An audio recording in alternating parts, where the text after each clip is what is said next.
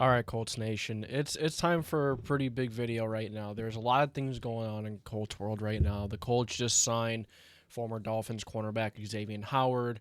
They lost a couple of players once more to some injuries. They lost Hunter Wohler and Blake Freeland. Then Trey Hendrickson trade talk is heating up as the Bengals. It sounds like the Bengals are wanting to trade him. They're listening to trade talks now. So I'm going to talk about whether or not the Colts should trade for Trey Hendrickson, and I'm going to go through the other things that I just briefly brought up. I appreciate you guys stopping by here for another segment of the Horseshoe Hustle, brought to you by the JDW Sports Network. And this is where I just give you what I think. I mean, I'm not here to tell you something that's going to make you happy. I'm here to tell you something. I'm here to give you the truth and what I see, not what is going to make you happy. So, let's not waste too much more time. Let's get into it. So, the first order of business, the Colts sign Xavien Howard, 1 year, $5 million deal. He's definitely not going to be what he was 3 or 4 years ago. He's 32 years old. He's a veteran. He's getting up there, and even his last couple years with the Dolphins, he just wasn't the same.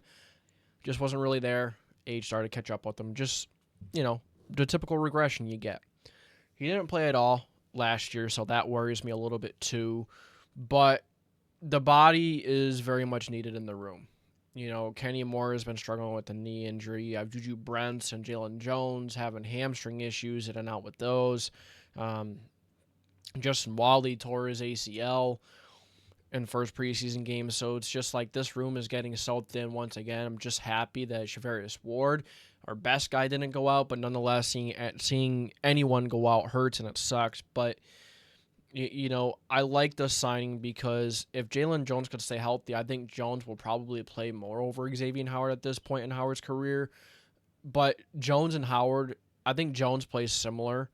He's very aggressive, just like Howard is, and I think that Jones can learn a thing or two, and maybe this can elevate Jones's game to the next level of him just being that aggressive cornerback. We all know he's very aggressive. He dives for footballs. He dives for interceptions, for swats. He plays his heart out every single play, every single snap, and I love that.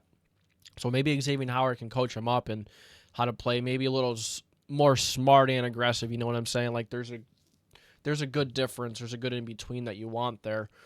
But the cornerback room now, with the addition of Xavien Howard and all the other injuries and issues we've had going on, so obviously we have Charvarius Ward, our big free agent, our biggest and probably most impactful free agency signing. You then have Jalen Jones. We just talked about him a little bit. You have Juju Brents. I mean, obviously the Colts aren't high on Juju Brents. I'm not either. He did play a little bit here and there, but just didn't really see enough. I wasn't a fan. But obviously the Colts aren't either if they're really scrambling, trying to get, Xavien Howard in here. Hasn't played for a year. But, yeah, you have Juju Brents. You have Alex Johnson, who had a nice preseason so far. I thought he has played very well. Samuel Womack has some time. He played from last year. The Colts did sign B.J. Mays as well. You have Shelley Duke. You have all these guys here who, they're just really not proven, or they just aren't up to NFL starting standards, or at least roster standards for someone on my that I would even say. It sucks that all these guys are going down, but I do like that Chris Ballard's going out, getting aggressive, and going and getting a guy. Don't forget, Lou Anarumo did work with Xavien Howard in his first 2 years of his career, and so bringing back a familiar face for him, maybe bringing back and maybe bringing in another one pretty soon here. But cornerback room now still thin, but with the addition of Xavien Howard, even though he's probably not going to be anything great, he's probably not going to be, very good, but he'll probably be a nice depth piece. He can be a good mentor for some of these young guys. I think you have a good mix of young guys and a couple of veterans in there. One really good guy in Charvarius Ward, one of the top corners in the league. I mean, you have some really good. I mean, you have a good mix in there. Like you have a really good mix is what I'm trying to get at, and that's good. And I think Jalen Jones can be a good cornerback too. If coached up right, he can continue to develop. So I'm not too worried about that. Kenny Moore, hope that he can get healthy. He's having that knee issue. A lot of times when players have an issue early on in the season, it is more so like hamstrings and those kind of, tissue injuries. Typically, those stick with you throughout the year. But Kenny Moore's having the problem with his knee. And that could stick with you throughout the year as well, too. It's football. Knees are one of the most vulnerable parts. We see ACLs torn every year. Justin Wally. Thankfully, Kenny Moore didn't tear his ACL. We did think it was a pretty serious injury, but I guess it's not as serious as they initially thought, but we really don't know yet. But just kind of hoping, he's been out, hasn't really been in action the last week and a half or so. So Kenny Moore, we'll see what we get with Kenny Moore, man. Hopefully he can be out there week 1, but it's not a guarantee. But don't forget Xavien Howard, not too bad of a pickup, that veteran piece, bringing in. He has a little bit of an edge to him, too, and I like that. He likes trash talk. He's loud. And I think you have to have a good mix of that, especially in your cornerbacks. You want a good mix of that everywhere, but cornerbacks more so especially. Seems like, the better cornerbacks in the league always have that edge, and Xavien Howard was that at one point. He was a 4-time Pro Bowler. He was a 2020 first team All-Pro. So he's played at the top. He's been one of the best to do it. So hopefully he can bring some of that knowledge to some of these young guys and help them develop and get a little better, whether it's Jalen Jones, Juju Brents, all of them, whatever it is. He's going to bring that knowledge to this room. He's going to bring that edge to this room. It's a good pickup. I really like the Xavien Howard pickup. And then you have, what was I going to talk about? Oh, Hunter Wohler and Blake Freeland go down. Hunter Wohler goes down with the Liz Frank. He's out for the year, going to have surgery. Very unfortunate because our linebacker room is pretty thin. It seems like he's really could bounce around anywhere. He's, people are talking about him being a DB, playing in the slot once in a while and then playing, safety. They're talking about him being all over the place. And, in general, it sucks to lose someone that has been so strong in training camp. It's every single year the Colts have some really nice standouts, really pleasant surprises in training camp, and then all of a sudden they go down with a nasty season-ending injury. It really, really sucks. And 2025 has been no different. Matter of fact, it feels like 2025 off-season training camp injuries have been pretty significant, more than usual for the Colts, and that's saying something. It just feels like we always have injury issues. But, it's football. It's a rough sport. You're going to have that. But Hunter Wohler out for the year probably would have been a really strong special teamer, just a depth piece, or even, the way he was playing, I'm hearing he was probably going to get a lot of time. But unfortunately, he goes down, just like Justin Wally went down too. It really sucks. Really sucks. And, we did lose Jonathan Edwards to another cornerback that did go down. I have it listed here. I don't know why I skipped over that, but yeah. No, not for the year, just a concussion. Okay, never mind. All right. I have my notes all over the place here, but Blake Freeland also out for the year. This is a pretty big loss because I don't think Blake Freeland is really that good. Just to give it to you and be really honest, he hasn't really looked good in preseason. Didn't hear many good things about him in camp. It's just depth is depth, and sometimes, bodies are bodies, like we were saying with Xavien Howard, but Blake Freeland really hasn't been that good. But the fact is, he's got some experience in the NFL, and the Colts' depth for tackle is not really there. Let me pull up the chart really quick, but it's not really there. You have Bernard Ryman and Braden Smith starting, and Smith went down with an injury too. So, he left the game early, so that's a little worrisome. But we really got to hope that someone is going to step up big time here.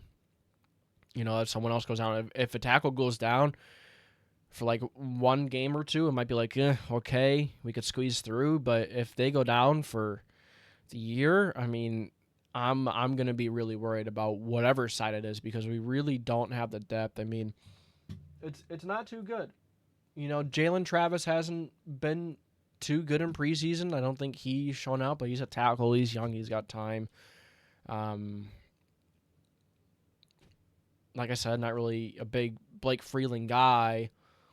Nonetheless, Luke Tenuta, he had a pretty good game. I think he did play against threes and guys lower on the depth chart, but nonetheless, he did play good. I like what I saw from him. Marshall Foreigner, all right, whatever. But I mean, at the end of the day, the tackle depth is just really isn't there to begin with. So I'd be a little worried if we get a tackle to go down. I mean, if we have a game where both starting tackles are out, it's going to be a long game.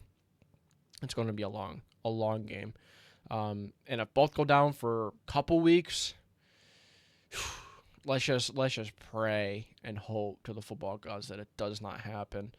But yeah, there you go. There are some of the big injuries out of camp. Got these from Nate Atkins on X, so that's where I get a lot of Colts news from. Very good, always on top of everything he is. So last thing here is a potential Trey Hendrickson trade. So I hear that there are a couple teams in the pot. There are a couple teams interested in inquiring that want Trey Hendrickson. No shock. He's been one of the better edge rushers in the league the last couple of years. And there's definitely the pros and cons to going out and getting Trey Hendrickson and trading for him. He's aging, 32 years old. He wants $30+ million a year. Very expensive. But at the end of the day, I think the Colts have to go and take this risk. I would usually be the one to say no because we have a lot of young guys, but honestly, I feel like this edge room, if we don't make any significant changes, I think it's going to be similar to what it was last year. I mean, Samson Ebukam, you don't know how healthy he is going to be. Latu, he's really struggling just getting to the quarterback and finishing the play. Kwity Paye hasn't really been there pass rushing the quarterback wise. He's very good against the run. So you need someone in there that's just dominant at getting to the quarterback. You have a really good interior in Buckner and Stewart. So if you could get another dominant force in that defensive line, I mean, heck, it could be a really good defensive line. I mean, the defense, mainly the edge room is deep. There's a good rotation, but you don't have that one standout guy. You don't have that one guy where when there's an offensive coordinator drawing up plays or, game planning for the game, that's going to keep them up. They're not going to be worried about it. Maybe with Lou Anarumo coming in, going to be a little more creative with Gus Bradley. Maybe he can really get the best out of these guys and squeeze everything he could. They're athletic guys. You want to move them around. You want to do stunts. And Gus Bradley didn't do much of that. So hopefully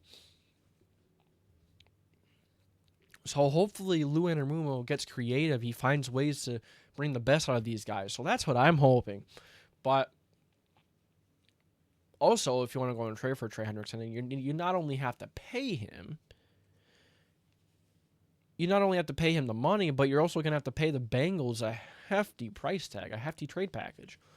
They're going to want a first round, maybe, a first round pick. They may not get it.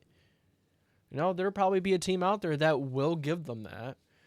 But do the Colts give up a first round pick for an aging edge rusher? Personally, yes. I think you go ahead and you take the risk. Von Miller has been aging. He's been pretty old, yet he's been putting together incredible seasons for the Bills the last couple of years. The last time we skipped out on a player that was aging and we didn't sign him to a long-term that we didn't go and get aggressive with was Trent Williams. Look at him. Now we did end up getting Bernard Ryman a couple years later, so that was nice. So we kind of got away with that one, but you see what I mean? You got to be aggressive here. There are always going to be players that aren't going to work out. There are going to be young players you trade for big capital for and pay a lot of money and they don't work out. It's the NFL. You never know what's going to happen, but you need to go out. You need to take the chances, and if it flops, it flops. You know what I mean? It's just the way the NFL goes. So go out, take that chance, pay Trey Hendrickson the money, give him a big contract, and You already paid Bernard Ryman. You're probably going to let Braden Smith go next year. You are going to have a couple receivers to pay pretty soon because Downs and Pierce, they're going to want their money. They've been stepping up. They've been playing really good. I say you give rid of Pittman and you pay both of them receivers. But you could probably do that, even if you get Trey Hendrickson. But you got to get rid of Pittman in that contract. And I would be all for that because I like A.D. Mitchell. I want to see him get more time. I would like to see A.D. Mitchell put a little more effort in sometimes, but nonetheless, I think Pittman is a player that you could expend. And in interviews and stuff like that, I've heard a couple of interesting things about Pittman. Seems like he is very laid back. I do like his play. On the field, he's nasty. He's very physical. He's very chippy, and I like that. But I've heard a couple of things about Pittman that not necessarily concerns me, but it can be a culture issue. And he could be one of the reasons why, not just Anthony Richardson, that Pittman is, Pittman could be a big reason why, some players have been disgruntled about the culture and players showing up late and that kind of thing. I kind of get that vibe from Pittman a little bit. I could be very, very, very, very, very wrong. I could be. Well, I'm just speaking my mind and what I think. But Trey Hendrickson, do you trade for Trey Hendrickson? You go for it, man. I think you have to go for it. You have to take that chance, like I said. You could sit here all day and say, hey, he's too old. He's this and that. You got to pay him all this money. But you know what? If we drafted a really good freaking edge rusher, we'd have to pay him all that money anyways. Take the chance. And then that edge rusher turns out, go and take that chance because, to be honest with you, I'm not too sure if Latu's going to pan out. I'm just not seeing it. So go out and get Trey Hendrickson. Squeeze everything out you could about, with Buckner and Stewart. And I guess they'll worry about that another offseason because Buckner and Stewart, they're getting older. When is one of them going to decline? Are both of them going to decline pretty soon? And if one gets hurt, there's an issue. If two gets hurt, we have an insane issue. I'm just going to call it an insane issue because the depth on the interior of the defense line is not very good. Adetomiwa has not been able to really take that step. So it's just like, go and take that chance now. You start Daniel Jones, the quarterback that gives you the best possible chance to get to the playoffs, win a game, maybe two, if everything turns out right. Maybe we get healthy down the stretch. We play some spoiler, but that's if everything goes right, and there's a pretty low chance of that happening. But the Colts are a better football team than you think they are. It's a solid squad over there. If you get Daniel Jones starting, you get some consistent offensive play going, then you have something here with this team. So go ahead and take the freaking chance. Take the chance. Like I said, you never know. But, yeah, that's all you're getting from me for today. I don't want to keep on rambling and saying the same thing over and over and over again. So I appreciate you guys tuning in. Thank you for listening to me babble and rabble for the last almost 20 minutes, and it's time for me to get out of here. Another segment of the Horseshoe Hustle completed, done. Colts season, football in general is here. College football starts this week, starts next weekend. Oh, man, let's freaking go. Football is back, baby. Just a couple days away. Probably going to hear who the starter is tomorrow, so stick around for that. So I will catch you guys later. This is Jason. And that's all you got from me today. Peace out.